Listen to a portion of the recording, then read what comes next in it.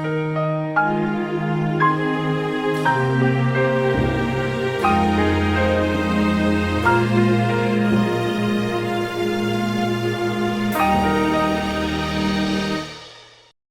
ലേഖനത്തിന്റെ 7 മുതലുള്ള അധ്യായങ്ങൾ നാം പഠിക്കുമ്പോൾ അവിടെ ദൈവത്തിന്റെ വലത്തുഭാഗത്തിരിക്കുന്ന ജീവനുള്ള ക്രിസ്തുവിനെ സംബന്ധിച്ചുള്ള കാര്യങ്ങളാണ് പറഞ്ഞിരിക്കുന്നത്. നാം പലപ്പോഴും ക്രിസ്തുവിന്റെ മരണം, ഉയർത്തെഴുന്നേൽപ്പ് എന്നിവയെക്കുറിച്ച് പറയാറുണ്ട്, പഠിക്കാറുണ്ട്.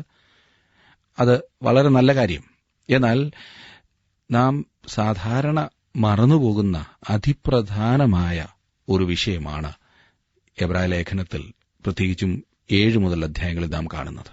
ദൈവത്തിന്റെ വലത്തുഭാഗത്ത് ഇരിക്കുന്ന കർത്താവായ യേശുക്രിസ്തു അവിടെ ഇരുന്നുകൊണ്ട് അവൻ നമുക്കുവേണ്ടി ശുശ്രൂഷ ചെയ്യുന്നു. അവൻ ജീവിക്കുന്ന ക്രിസ്തുവാകുന്നു. അവനെക്കുറിച്ചാണ് ഈ അധ്യായങ്ങളിൽ പഠിപ്പിക്കുന്നത്. അവൻ ഇന്ന് നമുക്ക് ചെയ്തുകൊണ്ടിരിക്കുന്ന ശുശ്രൂഷ എത്രമാത്രം യാഥാർത്ഥ്യമായിരിക്കുന്നു എന്നത് സംബന്ധിച്ച് നാം പഠിക്കുമ്പോൾ അത് നമ്മുടെ ആത്മീയ ജീവിതത്തെ കൂടുതൽ ഉത്തേജിപ്പിക്കുന്നതാണ്. ഈ അളവുകോൽ നമ്മുടെ ജീവിതത്തിൽ വെച്ച് നമ്മുടെ ആത്മീയ ജീവിതത്തെ അളന്നു നോക്കുക അത്യന്താപേക്ഷിതമാണ്. ഈ അധ്യായം താങ്കളുടെ ആത്മീയ ജീവിതത്തെ എപ്രകാരം സ്വാധീനിക്കുന്നു എന്ന് ശോധന ചെയ്യുക. എബ്രായ ലേഖന എഴുത്തുകാരൻ മൽക്കിസദേക്കിന്റെ പൌരോഹിത്യവും അഹ്റോന്റെ പൌരോഹിത്യവും തമ്മിലുള്ള ഒരു താരതമ്യ പഠനം ആകുന്നു ചെയ്യുന്നത്. അതിന്റെ സാമ്യവും വ്യത്യാസവും ചൂണ്ടിക്കാണിക്കുന്നു. 7 അധ്യായത്തിന്റെ 1 വാക്യത്തിൽ നാം വായിക്കുന്നത്, ശാലേം രാജാവും അത്യുന്നതനായ ദൈവത്തിന്റെ പുരോഹിതനുമായ ഈ മൽക്കിസദേക്ക്. 6 അധ്യായത്തിന്റെ അവസാന വാക്യത്തിൽ പറഞ്ഞിരിക്കുന്നതിന്റെ തുടർച്ചയായിട്ടാണ് ഈ 7 അധ്യായത്തിലും വിഷയം കൈകാര്യം ചെയ്തിരിക്കുന്നത്. മൽക്കിസദേക്ക് ക്രിസ്തുവിന്റെ നിഴലാണ്. ചരിത്രരേഖയിൽ മൽക്കിസദേക്കിനെക്കുറിച്ച് ശാലേം രാജാവെന്നും അത്യുന്നതനായ ദൈവത്തിന്റെ പുരോഹിതനെന്നും പറഞ്ഞിട്ടുണ്ട്. ഉൽപ്പത്തി 14:17 മുതൽ 24 വരെയുള്ള വാക്യങ്ങൾ. ഇവിടെ എബ്രായ ലേഖകൻ അതിന് ഒരു വലിയ അർത്ഥം കൊടുത്തിട്ട് നമുക്കുവേണ്ടി ഇന്ന് ജീവിക്കുന്ന, മധ്യസ്ഥത അണയ്ക്കുന്ന യേശുക്രിസ്തുവിനെ ചൂണ്ടിക്കാണിക്കുകയാണ്. വാസ്തവത്തിൽ ഉൽപ്പത്തി പുസ്തകം 14 അധ്യായത്തിൽ മൽക്കിസദേക്കിനെക്കുറിച്ച് വളരെയധികം ഒന്നും പറഞ്ഞിട്ടില്ല. ഞാനും നിങ്ങളും മൽക്കിസദേക്കിനെ മറന്നുകളയുമായിരുന്നു. എന്നാൽ ദൈവത്തിന്റെ ആത്മാവ് അവനെ മറന്നില്ല. 110 സങ്കീർത്തനത്തിൽ നാം വരുമ്പോൾ മശിഹായായ കർത്താവായ യേശുക്രിസ്തുവിനെക്കുറിച്ച് ഇപ്രകാരം പ്രവചനം പറഞ്ഞിട്ടുണ്ട്. 110:4, നീ മൽക്കീസദേക്കിന്റെ വിധത്തിൽ എന്നേക്കും ഒരു പുരോഹിതൻ എന്ന് യഹോവ സത്യം ചെയ്തു, അനുതപിക്കുകയുമില്ല എന്ന്. ഞാനും നിങ്ങളും ക്രിസ്തുവിന്റെ പൌരോഹിത്യ കാലഘട്ടത്തിലാണ് ജീവിക്കുന്നത്. പഴയനിയമകാലത്ത് അഹ്റോനായിരുന്നു മഹാപുരോഹിതൻ. ഇവിടെ ഭൂമിയിൽ ഒരു അക്ഷരികമായ സമാഗമന കൂടാരവും ഉണ്ടായിരുന്നു അന്ന്. ഇന്ന് നമുക്കൊരു മഹാപുരോഹിതനുണ്ട്. എന്നാൽ അവൻ ഇവിടെ ഭൂമിയിലുള്ള യാതൊരു ദൈവാലയത്തിലും ശുശ്രൂഷ ചെയ്യുന്നവനല്ല. അവൻ ഉയരത്തിൽ ദൈവത്തിന്റെ വലത്തുഭാഗത്ത് നമുക്കുവേണ്ടി മഹാപുരോഹിത ശുശ്രൂഷ നിർവഹിച്ചുകൊണ്ടിരിക്കുന്നു. ക്രിസ്തുവിന്റെ അതുല്യതയാണ് ഇത്. മറ്റ് ഒരു മതസ്ഥാപകനോ അവതാരമോ ചെയ്യാത്ത ഈ പ്രവൃത്തി ക്രിസ്തു മനുഷ്യവർഗത്തിനു വേണ്ടി ഇന്നും ചെയ്തുകൊണ്ടിരിക്കുന്നു. പഴയ നിയമത്തിൽ മൽക്കിസദേക്കിനെക്കുറിച്ച് അധികമൊന്നും പറഞ്ഞിട്ടില്ല എന്ന് ഞാൻ സൂചിപ്പിച്ചല്ലോ. എങ്കിലും ഇവിടെ എബ്രായ ലേഖനത്തിൽ ചില സൂചനകൾ നമുക്ക് വ്യക്തമായി ലഭിക്കുന്നുണ്ട്. എബ്രായ ലേഖനം 5:10 ഇപ്രകാരം നാം വായിക്കുന്നു, മൽക്കിസദേക്കിന്റെ ക്രമപ്രകാരം മഹാപുരോഹിതൻ എന്നുള്ള നാമം ദൈവത്താൽ ലഭിച്ചുമിരിക്കുന്നു എന്ന്. വീണ്ടും 6 അധ്യായത്തിന്റെ 20 വാക്യത്തിൽ യേശു മൽക്കിസദേക്കിന്റെ ക്രമപ്രകാരം എന്നേക്കും മഹാപുരോഹിതനായി മുമ്പ് കൂട്ടി നമുക്കുവേണ്ടി പ്രവേശിച്ചിരിക്കുന്നു എന്ന് നാം കാണുന്നു. ഇവിടെ 7 അധ്യായത്തിന്റെ 1 വാക്യത്തിൽ ലേഖനകർത്താവ് പറയുന്നത്, ശാലേം രാജാവും അത്യുന്നതനായ ദൈവത്തിന്റെ പുരോഹിതനുമായ ഈ മൽക്കിസദേക്ക് രാജാക്കന്മാരെ ജയിച്ചു മടങ്ങിവരുന്ന അബ്രഹാമിനെ എതിരേറ്റ് അനുഗ്രഹിച്ചു എന്ന്. ഈ 7 അധ്യായത്തിൽ മൽക്കിസദേക്കിനെക്കുറിച്ച് കൂടുതൽ പറയുന്നുണ്ട്. ഈ അധ്യായത്തിന്റെ താക്കോൽ വാക്യം 17 വാക്യമാണ്. നീ മൽക്കിസദേക്കിന്റെ ക്രമപ്രകാരം എന്നേക്കും പുരോഹിതൻ എന്നല്ലോ സാക്ഷീകരിച്ചിരിക്കുന്നത്. ക്രിസ്തുവിനെ മൽക്കീസദേക്കിന്റെ ക്രമപ്രകാരമുള്ള ഒരു പുരോഹിതനായി നാം കാണുന്നതുകൊണ്ട് മൽക്കീസദേക്കിനെക്കുറിച്ച് കഴിവുള്ളിടത്തോളം നാം അറിയേണ്ടത് ആവശ്യമാണ്. അതിനുവേണ്ടി ഉൽപ്പത്തി പുസ്തകം 14 അധ്യായത്തിലേക്ക് നാം ശ്രദ്ധിക്കേണ്ടത് ആവശ്യമാണ്. അബ്രഹാമിന്റെ സഹോദരപുത്രനായ ലോത്ത് സോദോമിൽ താമസമാക്കിയ ശേഷമാണ് ഉൽപ്പത്തി പുസ്തകം 14 അധ്യായത്തിൽ രേഖപ്പെടുത്തിയിരിക്കുന്ന കാര്യങ്ങൾ നടന്നത്. ഈ അധ്യായത്തിൽ ഒരു യുദ്ധത്തെക്കുറിച്ചുള്ള ആദ്യത്തെ സൂചന നമുക്ക് ലഭിക്കുന്നു. കിഴക്ക് ദേശത്തുള്ള രാജാക്കന്മാർ ഒത്തുചേർന്ന് പടിഞ്ഞാറെ രാജാക്കന്മാർക്കെതിരായി യുദ്ധത്തിന് വന്നു. കിഴക്കേ രാജാക്കന്മാർ യുദ്ധത്തിൽ ജയിക്കുകയും ജനങ്ങളെ അടിമകളായി പിടിച്ചുകൊണ്ടുപോവുകയും സമ്പത്ത് മുഴുവൻ കൊള്ളയടിച്ചുകൊണ്ടുപോവുകയും ചെയ്തു. ലോത്തിനെയും അവർ പിടിച്ചുകൊണ്ടുപോയി. ഈ വിവരം അബ്രഹാം അറിഞ്ഞു. ഉടൻ തന്നെ അബ്രഹാം 318 യോദ്ധാക്കളെ കൂട്ടിക്കൊണ്ടുവന്നു. ഒരു മിന്നലാക്രമണം നടത്തി അബ്രഹാമും കൂട്ടരും കിഴക്കേ രാജാക്കന്മാരെ തോൽപ്പിച്ചു. എന്നിട്ട് ലോത്തിനെ വിടുവിച്ചുകൊണ്ടുവരിക എന്നത് മാത്രമായിരുന്നു അബ്രഹാമിന്റെ ഉദ്ദേശം. എന്നാൽ ആ കൂട്ടത്തിൽ സോദോം രാജാവിനെയും അവന്റെ ജനത്തെയും മറ്റു പലരെയും വീണ്ടെടുക്കുവാൻ അബ്രഹാമിന് കഴിഞ്ഞു. ഇതാണ് പശ്ചാത്തലം. ഉൽപ്പത്തി പുസ്തകം 14 അധ്യായത്തിന്റെ 1 വാക്യത്തിൽ നാം വായിക്കുന്നത്, അവൻ കെദാർ ലയോരേമിനെയും കൂടെയുള്ള രാജാക്കന്മാരെയും തോൽപ്പിച്ചിട്ട് മടങ്ങി വന്നപ്പോൾ സോദോം രാജാവ് രാജ താഴ്വരയെന്ന ശാവേ താഴ്വര വരെ അവനെ എതിരേറ്റു ചെന്നു. സോദോം രാജാവ് അബ്രഹാമിന് ചില കാര്യങ്ങൾ വാഗ്ദാനം ചെയ്തു. എന്നാൽ അബ്രഹാം അത് നിരസിക്കുകയാണ് ചെയ്തത് എന്ന് നാം വായിക്കുന്നു. എന്നാൽ ഉടനെ നാം ഇപ്രകാരം വായിക്കുന്നു, ശാലേം രാജാവായ മൽക്കീസദേക്ക് അപ്പവും വീഞ്ഞും കൊണ്ടുവന്നു. അവൻ അത്യുന്നതനായ ദൈവത്തിന്റെ പുരോഹിതനായിരുന്നു എന്ന്. 18 വാക്യമാണ് ഞാൻ വായിച്ചത്. ഇനിയും 7 അധ്യായത്തിന്റെ 2 വാക്യത്തിലേക്ക് വന്നാട്ടെ. ഞാൻ 1ഉം 2ഉം ചേർത്ത് വായിക്കാം. അതാണല്ലോ കൂടുതൽ അർത്ഥം നൽകുന്നത്. ശാലേം രാജാവും അത്യുന്നതനായ ദൈവത്തിന്റെ പുരോഹിതനുമായ ഈ മൽക്കീസദേക്ക് രാജാക്കന്മാരെ ജയിച്ചു മടങ്ങിവരുന്ന അബ്രഹാമിനെ എതിരേറ്റ് അനുഗ്രഹിച്ചു. അബ്രഹാം അവന് സകലത്തിലും 10 കൊടുത്തു. അവന്റെ പേരിന് ആദ്യം നീതിയുടെ രാജാവെന്നും പിന്നെ ശാലേം രാജാവ് എന്നുവെച്ചാൽ സമാധാനത്തിന്റെ രാജാവെന്നും അർത്ഥം. ശാലേം യെരുശലേം ആകുന്നു എന്ന് ചിലർ വിചാരിക്കുന്നുണ്ട്. എന്നാൽ അപ്രകാരം ഞാൻ കരുതുന്നില്ല. ശാലേം ഒരു സ്ഥലമല്ല. ശാലേം എന്ന വാക്കിന്റെ അർത്ഥം സമാധാനം എന്നാണ്. മൽക്കീസദേക്ക് യെരുശലേമിലെ രാജാവായിരുന്നു എന്ന് പറയുന്നില്ല. അവൻ സമാധാനത്തിന്റെ രാജാവായിരുന്നു എന്നാണ് ഇവിടെ പറഞ്ഞിരിക്കുന്നത്. ആ കാലത്ത് സമാധാനം ഉണ്ടാക്കുവാൻ കഴിയുന്ന വ്യക്തിയായി മൽക്കീസദേക്ക് അറിയപ്പെട്ടിരുന്നു. ഏതെങ്കിലും സ്ഥലത്തെ ഒരു രാജാവായിരുന്നു മൽക്കീസദേക്ക് എന്ന് ഞാൻ പൂർണ്ണമായി വിശ്വസിക്കുന്നു. എന്നാൽ അവൻ യെരുശലേമിലെ രാജാവായിരുന്നു എന്നതിന് നമുക്ക് തെളിവൊന്നുമില്ല. അതല്ല ഇവിടുത്തെ അർത്ഥം. ഏതെങ്കിലും ഒരു സ്ഥലത്തെ രാജാവായിരുന്നു എന്ന് മാത്രം. അവൻ സമാധാനത്തിന്റെ രാജാവായിരുന്നു. മൽക്കീസദേക്ക് നീതിയുടെ രാജാവുമായിരുന്നു. മൽക്കീസദേക്ക് എന്ന പേരിന്റെ അർത്ഥം അതാണ്, നീതിയുടെ രാജാവ്. മേലക് എന്നുള്ള എബ്രായ വാക്കാണ് അതിന്റെ അർത്ഥം രാജാവെന്നാണ്. സെദക് എന്നതിന്റെ അർത്ഥം നീതിയെന്നും. യഹോവ സിദക്കെ, യഹോവ നമ്മുടെ നീതിയാകുന്നു എന്ന് യിരെമ്യാ പ്രവാചകൻ പറഞ്ഞിട്ടുണ്ടല്ലോ. മൽക്കീസദേക്ക് ക്രിസ്തുവിന്റെ ഒരു നിഴലാണ്. പലവിധ രീതികളിൽ മൽക്കീസദേക്ക് ക്രിസ്തുവിനെ പ്രതിനിധീകരിക്കുന്നു. അവൻ സമാധാനത്തിന്റെ രാജാവും നീതിയുടെ രാജാവുമാകുന്നു. കർത്താവായ യേശുക്രിസ്തു ഒരു രാജാവാണ്. അവൻ നീതിമാനാണ്. അവൻ നമ്മുടെ നീതിയായി തീർന്നിരിക്കുന്നു. മൽക്കീസദേക്ക് അത്യുന്നതനായ ദൈവത്തിന്റെ പുരോഹിതനായിരുന്നു. കർത്താവായ യേശുക്രിസ്തു നമ്മുടെ ശ്രേഷ്ഠ മഹാപുരോഹിതനാണ്. മൽക്കീസദേക്ക് അബ്രഹാമിനെ എതിരേറ്റ് ചെന്നപ്പോൾ അവൻ അപ്പവും വീഞ്ഞും കൊണ്ടുവന്നു എന്നതാണ് ഏറ്റവും ശ്രദ്ധേയമായ വസ്തുത. ഈ പഴയ നിയമ ശ്രേഷ്ഠന്മാർ ഒരുമിച്ച് തിരുവത്താഴം ആചരിച്ചു എന്നത്രേ ഞാൻ കരുതുന്നത്. ക്രിസ്തുവിന്റെ വരവിന് വർഷങ്ങൾക്ക് മുമ്പ് തന്നെ അവർ അവന്റെ വരവിന് വേണ്ടി നോക്കിപ്പാർത്തു. ഇന്ന് ഞാനും നിങ്ങളും കൂടി വന്ന് അപ്പത്തിലും വീഞ്ഞിലും പങ്കാളികളാകുന്നു. ക്രിസ്തു 2000 വർഷങ്ങൾക്ക് മുമ്പ് വന്നതിനെ നാം തിരിഞ്ഞു നോക്കുന്നു. അവർ കർത്താവിന്റെ അത്താഴവും ഒരുമിച്ച് ആചരിച്ചു. അത് വിശദീകരിക്കുവാൻ എനിക്ക് കഴിയുകയില്ല. എന്നാൽ താങ്കളുടെ ശ്രദ്ധയെ അതിലേക്ക് കൊണ്ടുവരണമെന്ന് മാത്രം ഞാൻ ആഗ്രഹിക്കുന്നു. 3-ാം വാക്യത്തിൽ നാം വായിക്കുന്നത്, അവന് പിതാവില്ല, മാതാവില്ല, വംശാവലിയില്ല, ജീവാരംഭവും ജീവാവസാനവുമില്ല, അവൻ ദൈവപുത്രന് തുല്യനായി എന്നേക്കും പുരോഹിതനായിരിക്കുന്നു. ഇവിടെ മൽക്കിസദേക്ക് ക്രിസ്തുവിന്റെ ചിത്രവും വേറൊരു വിധത്തിൽ ക്രിസ്തുവിന്റെ നിഴലുമാകുന്നു. കർത്താവായ യേശു ക്രിസ്തു നിത്യതയിൽ നിന്ന് കടന്നുവന്നു. അവൻ നിത്യതയിലേക്ക് പോവുകയും ചെയ്യുന്നു. അവൻ ആരംഭമോ അവസാനമോ ഇല്ല. അവൻ ആദിയും അന്തവുമാകുന്നു. ഭൂതകാലത്തിന് അപ്പുറത്തേക്ക് താങ്കൾക്ക് പോകുവാൻ കഴിയുകയില്ല.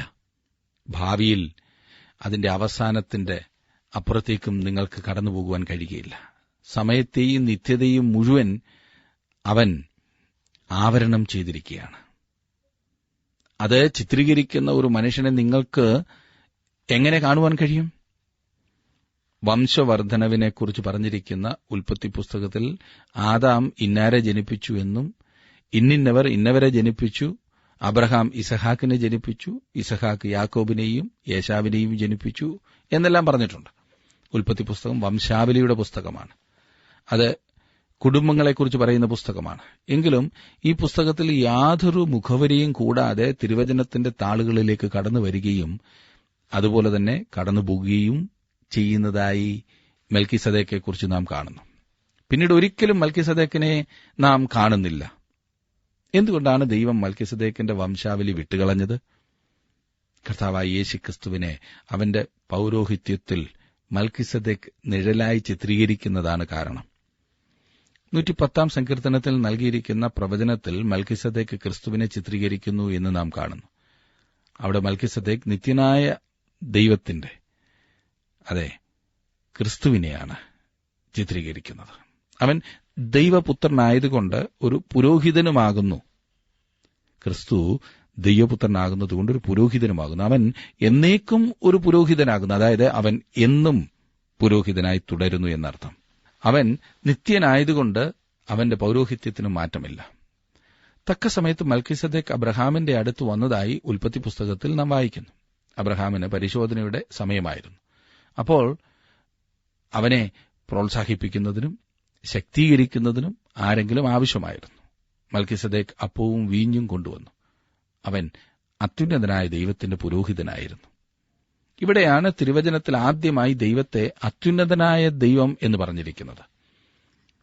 സോദോം രാജാവ് വന്ന് അബ്രഹാമിനോട് ഇപ്രകാരം പറയുന്ന സമയത്താണ് മൽക്കിസദേക്ക് അബ്രഹാമിന്റെ അടുത്ത് വന്നത്. സോദോം രാജാവ് പറഞ്ഞു, ലോത്തിനെയും മറ്റാളുകളെയും വിടുവിച്ചുകൊണ്ടുവരുവാൻ ഇടയായത് നല്ല കാര്യം. അതിന് ഞാൻ നിന്നെ അഭിനന്ദിക്കുന്നു. ജനങ്ങളെ അടിമകളാക്കണമെന്ന് നിനക്കാഗ്രഹമില്ല എന്നെനിക്കറിയാം. അതുകൊണ്ട് ആളുകളെ എനിക്ക് തരിക. കൊള്ളവസ്തുക്കൾ നീ എടുത്തുകൊള്ളുക. നീ അത് എടുത്തുകൊള്ളുക. അത് നിന്റെ വകയാണ്. അന്നത്തെ കോഡ് ഓഫ് ഹമുറാബി എന്ന നിയമമനുസരിച്ച് കൊള്ളസാധനങ്ങൾ അബ്രഹാമിന്റെ അവകാശമായിരുന്നു. കാരണം അവനാണ് അത് പിടിച്ചെടുത്തത്. എന്നാൽ അബ്രഹാം പറഞ്ഞത് ഇപ്രകാരമാണ്, എന്തിന്? ഞാൻ അബ്രഹാമിനെ സമ്പന്നനാക്കിയെന്ന് നീ പറയാതിരിപ്പാൻ ഞാൻ ഒരു ചരടാകട്ടെ, ചെരുപ്പ് വാറാകട്ടെ, നിനക്കുള്ളതിൽ യാതൊന്നുമാകട്ടെ എടുക്കുകയില്ല. എനിക്ക് യാതൊന്നും നിന്നിൽ നിന്ന് ആവശ്യമില്ല എന്നത്രേ അബ്രഹാം പറഞ്ഞത്. അപ്പോൾ ദൈവം അബ്രഹാമിന് പ്രത്യക്ഷപ്പെടുന്നു. എന്നിട്ട് അവനോട് പറയുകയാണ്, അബ്രഹാമേ, ഭയപ്പെടേണ്ട, ഞാൻ നിന്റെ പരിചയം നിന്റെ അതിമഹത്തായ പ്രതിഫലവുമാകുന്നു എന്ന്. ഉൽപ്പത്തി 15:1. മൽക്കിസദേക്ക് വന്ന് അബ്രഹാമിന് ശുശ്രൂഷ ചെയ്തു. കർത്താവായ യേശുക്രിസ്തു ശ്രേഷ്ഠ മഹാപുരോഹിതനാണ്. ഇന്ന് അവൻ നമുക്ക് ശുശ്രൂഷ ചെയ്തുകൊണ്ടിരിക്കുന്നു. അവൻ താങ്കൾക്ക് ശുശ്രൂഷ ചെയ്ത് താങ്കളുടെ ഹൃദയത്തെ അനുഗ്രഹിക്കുന്നില്ലെങ്കിൽ അതിന്റെ കാരണം താങ്കൾ ഇന്നും ഒരു ശിശുവായിരിക്കുകയാണ്, വളർന്നിട്ടില്ല എന്നതത്രേ. ഇവിടെ വെളിപ്പെടുത്തിയിരിക്കുന്ന ശ്രേഷ്ഠമായ സത്യത്തിലേക്ക് താങ്കൾ പ്രവേശിച്ചിട്ടില്ല. പ്രിയ സുഹൃത്തെ, താങ്കൾ പരിശോധനകളിലും പ്രതിസന്ധികളിലൂടെയൊക്കെ കടന്നുപോയിക്കൊണ്ടിരിക്കുകയാണോ? യേശു താങ്കൾക്ക് ശുശ്രൂഷ ചെയ്യുകയും താങ്കളെ സഹായിക്കുകയും ചെയ്തിട്ടുണ്ടോ? അവിടുന്ന് താങ്കളെ ഓരോ ദിവസവും അനുഗ്രഹിച്ചുകൊണ്ടിരിക്കുന്നു എന്ന വാസ്തവം താങ്കൾ മനസ്സിലാക്കുന്നുണ്ടോ? താങ്കൾക്ക് ഉൾക്കൊള്ളുവാൻ സാധിക്കാത്ത പ്രതിസന്ധിയുടെ മധ്യത്തിലായിരിക്കുമ്പോഴും താങ്കളെ കൈപിടിച്ച് അക്കരയ്ക്ക് നടത്തുവാൻ അവൻ മതിയായവനാണ്. നമ്മുടെ പ്രയാസങ്ങളെയും പ്രതിസന്ധികളെയും എല്ലാം അവന്റെ കരങ്ങളിൽ നമുക്ക് സമർപ്പിക്കാവുന്നതാണ്. അതിന്റെ മധ്യത്തിൽ അവൻ നമ്മെ ശുശ്രൂഷിക്കുകയും അനുഗ്രഹിക്കുകയും ചെയ്തുകൊണ്ടിരിക്കുന്നു. മഹിമയിൽ ഒരാൾ ഇന്ന് ജീവിക്കുന്നു. അവൻ ജീവിക്കുന്ന ദൈവമാണ്. പ്രിയ സുഹൃത്തെ, അവൻ താങ്കൾക്ക് ജീവിക്കുന്ന ദൈവമായിരിക്കുന്നുവോ? ഉൽപ്പത്തി പുസ്തകം 14 അധ്യായത്തിന്റെ 19 വാക്യത്തിൽ പറഞ്ഞിരിക്കുന്നത്, അവൻ അവനെ അനുഗ്രഹിച്ചു. സ്വർഗ്ഗത്തിനും ഭൂമിക്കും നാഥനായി അത്യുന്നതനായ ദൈവത്താൽ അബ്രഹാം അനുഗ്രഹിക്കപ്പെടുമാറാകട്ടെ. ഞാനും നിങ്ങളും ദൈവത്തിന്റെ വകയായ പ്രപഞ്ചത്തിലാണ് ജീവിക്കുന്നത്.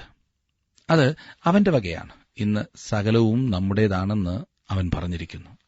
അവിടുന്ന് എത്ര നല്ലവനാണ്. അവൻ ജീവിക്കുന്ന ക്രിസ്തുവാണ്. ഒരു പുതിയ ദിവസം നമുക്ക് നൽകിയിരിക്കുന്നു. ഒരു പുതിയ വർഷം അവൻ നമുക്ക് നൽകിയിരിക്കുന്നു. അതിനായി ഇന്ന് നമുക്ക് ദൈവത്തെ സ്തുതിക്കുവാൻ കഴിയും. അവൻ എനിക്ക് ഏറ്റവും നല്ലവനായിരിക്കുന്നതുകൊണ്ട് ഞാൻ അവന് നന്ദി കരേറ്റുന്നു. ഞാൻ അവനെ സ്നേഹിക്കുന്നു എന്ന് ഞാൻ അവനോട് പറയുന്നു. ജീവിക്കുന്ന ക്രിസ്തു ഇന്ന് ദൈവത്തിന്റെ വലത്തുഭാഗത്തുണ്ട്. അവൻ താങ്കൾക്ക് എത്രമാത്രം ഇന്ന് യാഥാർത്ഥ്യമായിട്ടാണ് ഇരിക്കുന്നത്? 4 വാക്യത്തിൽ നാം വായിക്കുന്നത്, ഇവൻ എത്ര മഹാൻ എന്ന് നോക്കുവിൻ. ഗോത്രപിതാവായ അബ്രഹാം കൂടെയും അവന് കൊള്ളയുടെ വിശേഷ സാധനങ്ങളിൽ 10 കൊടുത്തുവല്ലോ. അബ്രഹാം മൽക്കിസദേക്കിന് ദശാംശം കൊടുത്തു. മൽക്കിസദേക്ക് തന്നെക്കാൾ ശ്രേഷ്ഠനാണെന്ന് അബ്രഹാം മനസ്സിലാക്കി. അവൻ അത്യുന്നതനായ ദൈവത്തിന്റെ പുരോഹിതനാകുന്നു എന്ന് അബ്രഹാം അംഗീകരിച്ചു. 5 വാക്യത്തിൽ നാം കാണുന്നത്, ലേവി പുത്രന്മാരിൽ പൌരോഹിത്യം ലഭിക്കുന്നവർക്ക് ന്യായപ്രമാണപ്രകാരം ജനത്തോട് ദശാംശം വാങ്ങുവാൻ കൽപ്പനയുണ്ട്. അത് അബ്രഹാമിന്റെ കടിപ്രദേശത്തിൽ നിന്ന് ഉത്ഭവിച്ച സഹോദരന്മാരോടാകുന്നു വാങ്ങുന്നത്. അബ്രഹാമിന്റെ പരമ്പരയിൽപ്പെട്ട ലേവി പുത്രന്മാർ അബ്രഹാമിൽ മൽക്കിസദേക്കിന് ദശാംശം കൊടുത്തു. മൽക്കിസദേക്ക് അഹരോനേക്കാളും അവന്റെ കുടുംബത്തെക്കാളും ശ്രേഷ്ഠനാകുന്നു എന്നാണ് ഇത് സൂചിപ്പിക്കുന്നത്. അതേ സുഹൃത്തെ, കർത്താവായ യേശുക്രിസ്തുവിന്റെ അടുത്ത് കടന്നുവന്ന് അവന് ഒരു ദാനം കൊടുക്കുന്നതിൽ കൂടി താങ്കൾക്ക് അവന്റെ കർത്തൃത്വത്തെ അംഗീകരിക്കുവാൻ കഴിയും. അത് കർത്താവായ യേശുക്രിസ്തുവിനുള്ള ദാനമായിരിക്കണം. താങ്കൾ അവന്റെ കർത്തൃത്വത്തെ മനസ്സിലാക്കുക. താങ്കൾ അവന് ഒരു കാഴ്ച കൊണ്ടുവരുമ്പോൾ താങ്കൾ ആരാധന കഴിക്കുന്ന ഒരു പുരോഹിതനാകുന്നു. അതാണ് 5 വാക്യത്തിൽ നിന്നും നമുക്ക് കാണുവാൻ സാധിക്കുന്നത്. 6 വാക്യത്തിലേക്ക് വരുമ്പോൾ, എന്നാൽ അവരുടെ വംശാവലിയിൽ ഉൾപ്പെടാത്തവൻ അബ്രഹാമിനോട് തന്നെ ദശാംശം വാങ്ങിയും വാഗ്ദത്തങ്ങൾ പ്രാപിച്ചവനെ അനുഗ്രഹിച്ചുമിരിക്കുന്നു. അബ്രഹാം മൽക്കിസദേക്കിനേക്കാൾ ശ്രേഷ്ഠനായിരുന്നു എന്നായിരിക്കും താങ്കൾ ചിന്തിക്കുന്നത്. എന്നാൽ അപ്രകാരം ആയിരുന്നില്ല. മൽക്കിസദേക്ക് അത്യുന്നതനായ ദൈവത്തിന്റെ പുരോഹിതനായ ഒരു അന്യജാതിക്കാരനായിരുന്നു. അവന് ദൈവത്തെക്കുറിച്ചുള്ള അറിവ് എവിടെ നിന്ന് ലഭിച്ചു എന്ന് എനിക്കറിയില്ല. അത് തിരുവചനത്തിലെങ്ങും പറഞ്ഞിട്ടില്ല. അവന്റെ ചരിത്ര പശ്ചാത്തലവും എനിക്കറിയില്ല. ആരെങ്കിലും മൽക്കിസദേക്കിനെക്കുറിച്ച് കൂടുതലായി പറയുവാൻ ശ്രമിച്ചാൽ അത് അവരുടെ ഊഹാപോഹം മാത്രമായിരിക്കുമെന്ന് ഞാൻ പറയട്ടെ. കർത്താവായ യേശുക്രിസ്തു ദൈവമാകുന്നതുകൊണ്ട് അവനെക്കുറിച്ചും എനിക്ക് വിശദീകരിക്കുവാൻ കഴിയാത്ത അനേക കാര്യങ്ങളുണ്ട്. ഇന്ന് അവൻ എന്റെ ശ്രേഷ്ഠമായ മഹാപുരോഹിതനാകുന്നു എന്ന് എനിക്കറിയാം. അത്രമാത്രമേ ഞാൻ അറിയേണ്ടതായിട്ടുള്ളൂ. പ്രിയ സുഹൃത്തെ, അവൻ ഇന്ന് താങ്കളുടെ ശ്രേഷ്ഠ മഹാപുരോഹിതനായിരിക്കുന്നുവോ? 7 വാക്യം നാം കാണുമ്പോൾ, ഉയർന്നവൻ താണവനെ അനുഗ്രഹിക്കുന്നു എന്നതിന് തർക്കമില്ലല്ലോ. തന്നെക്കാൾ ഉയർന്നവനും ശ്രേഷ്ഠനുമായ മൽക്കിസദേക്ക് അബ്രഹാമിനെ അനുഗ്രഹിച്ചു എന്നാണ് ഇവിടെ അർത്ഥമാക്കുന്നത്. ഞാനും താങ്കളും കർത്താവായ യേശുക്രിസ്തുവിനെ ആരാധിക്കുമ്പോൾ നാം അവന്റെ ശ്രേഷ്ഠതയെ അംഗീകരിക്കുകയാണ് ചെയ്യുന്നത്. അവനാണ് ശ്രേഷ്ഠൻ. 8 വാക്യത്തിൽ നാം വായിക്കുന്നു, ഇവിടെ മരിക്കുന്ന മനുഷ്യർ ദശാംശം വാങ്ങുന്നു, അവിടെയോ ജീവിക്കുന്നു എന്ന് സാക്ഷ്യം പ്രാപിച്ചവൻ തന്നെ. ഇവിടെ മരിക്കുന്ന മനുഷ്യർ എന്ന് പറഞ്ഞിരിക്കുന്നത് ലേവ്യ പുരോഹിതന്മാരെ ഉദ്ദേശിച്ചാണ്. അവിടെ എന്ന് പറഞ്ഞിരിക്കുന്നത് മൽക്കിസദേക്കിനെയും സൂചിപ്പിക്കുന്നു. താങ്കൾക്ക് താങ്കളെ തന്നെ അവനെ ഏൽപ്പിച്ചു കൊടുക്കുവാൻ കഴിയും. അവിടുന്ന് താങ്കളെ സ്വീകരിക്കുകയും ചെയ്യും. ഞാൻ എന്നെ തന്നെ അവനെ ഏൽപ്പിച്ചു കൊടുക്കുവാൻ ഞാൻ ശ്രമിക്കുമ്പോൾ അവന് അധികമൊന്നും അതിൽ നിന്നും ലഭിക്കുകയില്ല എന്നുള്ളത് തീർച്ചയാണ്. എങ്കിലും അവൻ എന്നെ സ്വീകരിക്കുന്നു എന്നതിനാൽ ഞാൻ നന്ദിയുള്ളവനാണ്. പലപ്പോഴും നാം ചിന്തിക്കുന്നത് നാം ദൈവത്തെങ്കിലേക്ക് നമ്മെ തന്നെ സമർപ്പിക്കുമ്പോൾ ദൈവത്തിന് ഏതോ കാര്യമായി കിട്ടുന്നു എന്നാണ്. അല്ല സുഹൃത്തെ, സ്വന്തം ജീവിതത്തെ ഒന്ന് നോക്കിക്കേ. വാസ്തവത്തിൽ നാം നമ്മുടെ നന്മയ്ക്കാണ് അങ്ങനെ ചെയ്യുന്നത്, അല്ലാതെ ദൈവത്തിന് എന്തെങ്കിലും വേറെ പ്രയോജനം ഉണ്ടാക്കിക്കൊടുക്കുകയല്ല. ഒരു പിതാവിന്റെ അടുത്തേക്ക് പൈതൽ കടന്നു ചെന്ന് അനുസരണമുള്ളവനായി ജീവിക്കുന്നത് പിതാവിനല്ല, പിന്നെയോ പൈതലിനാണ് കൂടുതൽ പ്രയോജനം. അതുപോലെയാണ് നാം ദൈവസന്നിധിയിൽ ചെന്ന് നമ്മെ തന്നെ സമർപ്പിക്കുമ്പോൾ ദൈവത്തിനുണ്ടാകുന്ന മനോഭാവം. 9 10 വാക്യങ്ങളിൽ നാം കാണുന്നു, ദശാംശം വാങ്ങുന്ന ലേവിയും അബ്രഹാം മുഖാന്തരം ദശാംശം കൊടുത്തിരിക്കുന്നു എന്ന് ഒരു വിധത്തിൽ പറയാം. അവന്റെ പിതാവിനെ മൽക്കിസദേക്ക് എതിരേറ്റപ്പോൾ ലേവി അവന്റെ കടിപ്രദേശത്തുണ്ടായിരുന്നുവല്ലോ.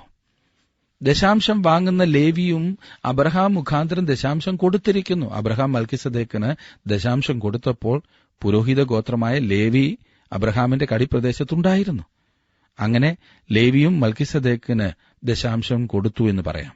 ഇതുപോലെ പണ്ട് ആദാം പാപം ചെയ്തപ്പോൾ ഞാനും പാപം ചെയ്തു.